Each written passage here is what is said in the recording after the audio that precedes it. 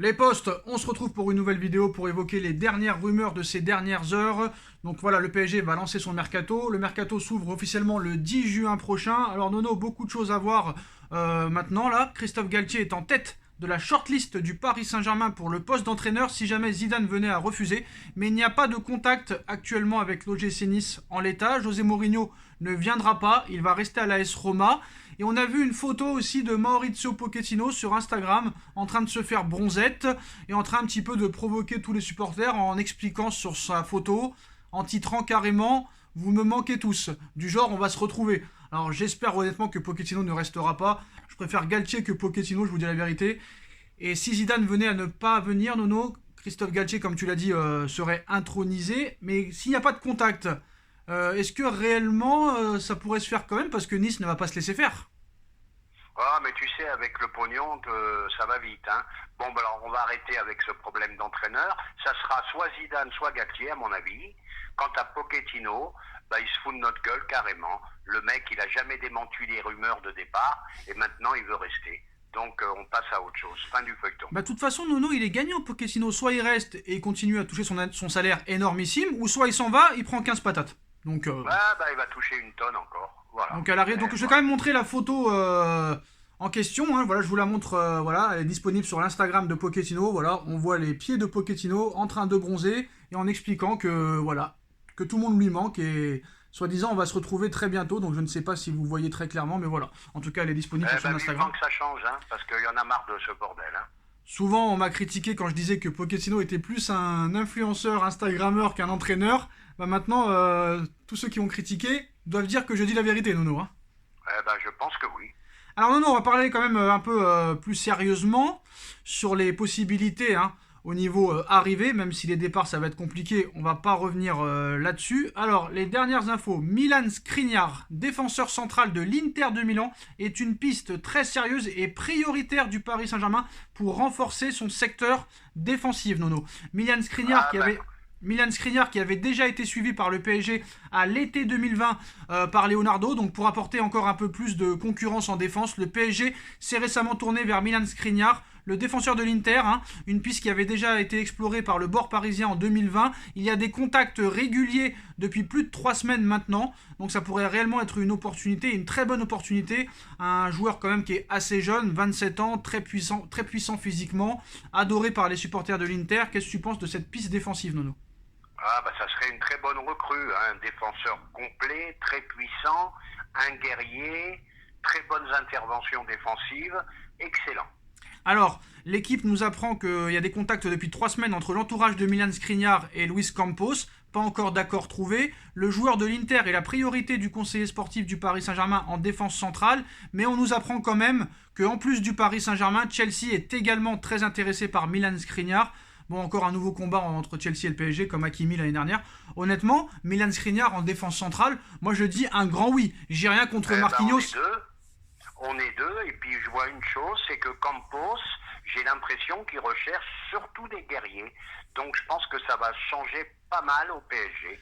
Des guerriers, et au revoir le bing-bing. Alors Nono, Milan Skriniar, moi j'ai rien contre Marquinhos. J'ai rien contre Presnel Kipembe, ça fait quand même plus de 10 ans qu'ils sont là maintenant. Ils ont eu leur chance. Alors Marquinhos, il est très très sympathique, très gentil, adorable.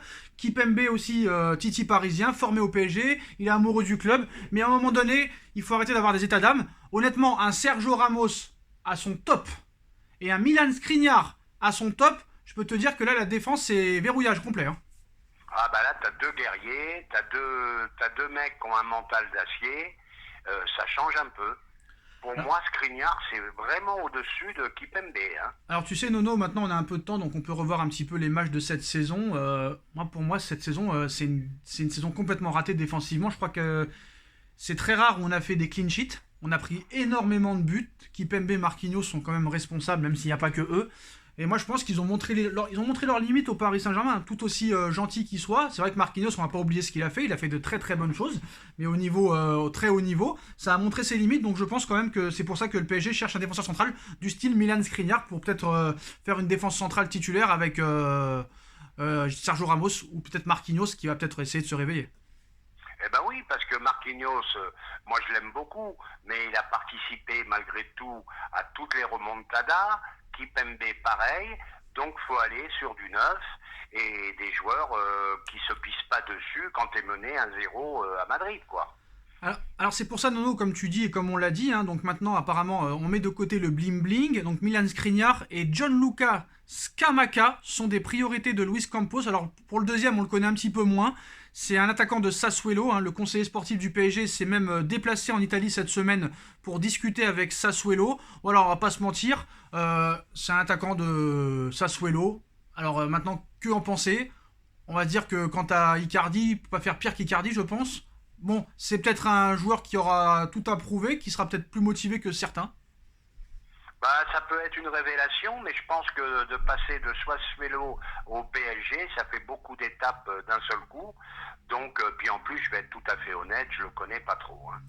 Alors après, bon, ça prouve quand même que le PSG veut changer peut-être aussi de stratégie, donc c'est peut-être pas mal, mais est-ce que ce genre de joueur-là, si tu les fais progresser de mois en mois, d'année en année, est-ce que ça peut devenir des superstars qu'on a créés nous-mêmes pour une fois? Eh ben pourquoi pas, pourquoi pas. Faut prendre l'exemple sur Liverpool. Qui était Mané, qui était Salah, et regarde ce qu'ils sont devenus. Donc c'est possible. Bon, avec Sassuolo, il a joué 38 matchs, il a marqué 16 buts.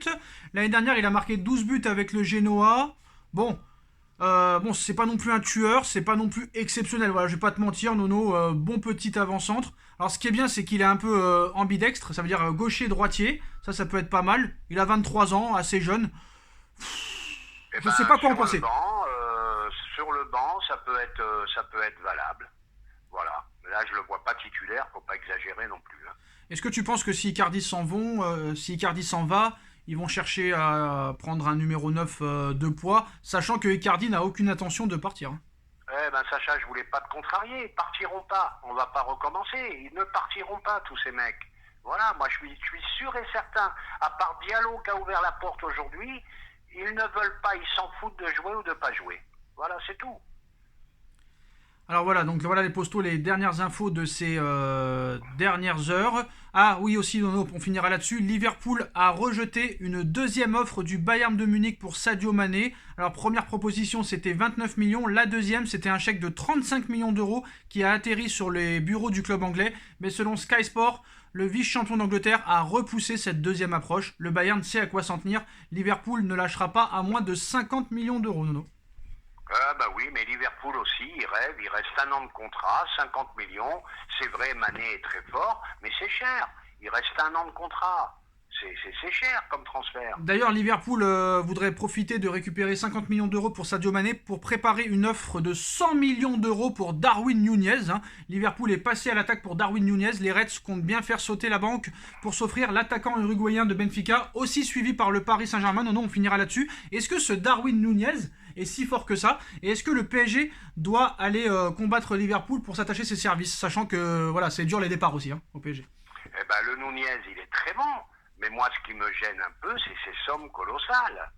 Attends, j'aimerais voir ces joueurs quand même qui confirment, qui voir ce qu'ils valent au niveau au-dessus. Moi, j'entends que des 100, des 120 millions, ça devient infernal. Ça va être de plus en plus dur de recruter. Et je pense que ça va être la mode des joueurs libres de tout contrat maintenant, hein. Alors non, on finira là-dessus, mais voilà, apparemment tout le monde a le droit de dépenser des centaines de millions d'euros, sauf le Paris Saint-Germain, hein. Ben oui, ben là je rigole, je suis content parce que je défends le PSG, Paris dépense, et je vois que le Real il met 120 millions sur Chouanemi, et c'est pas fini. Voilà, et le Barça qui dépense à tout va, et Liverpool qui veut mettre 100 millions sur Nunez, j'entends personne critiquer. Voilà. Après Nono, faut pas se mentir, on finira là-dessus. Le Real Madrid n'a presque pas recruté lors des 4 dernières années. Liverpool a aussi très peu recruté parce qu'ils ont eu une ossature offensive avec Firmino, Sadio Mané, Mo Salah, Origi à l'époque, Diaz et tout ça. Ils n'ont pas autant dépensé, c'est vrai, que le Paris Saint-Germain, on va pas se mentir, c'est vrai. On est d'accord. Après, ça aurait été Barcelone, j'aurais pu peut-être comprendre la critique, mais pour les autres, c'est peut-être pas le cas. On est d'accord. Donc voilà les postos, les dernières informations, hein. Le PSG qui accélère dans le dossier Milan Skriniar et Scamacca. Christophe Galtier en tête de la shortlist si jamais Zinedine Zidane venait à partir. Encore un risque de voir Pochettino une année de plus. Liverpool qui a refusé une offre de 35 millions de la part du Bayern pour Sadio Mané. Liverpool qui est prêt à mettre 100 millions sur Darwin Núñez. Dites-nous en commentaire ce que vous pensez de toutes ces infos. On like, on partage, on commente, on s'abonne et on se retrouve très vite pour une nouvelle vidéo. Au revoir à tous et salut Nono. Tchuss. Salut Sacha.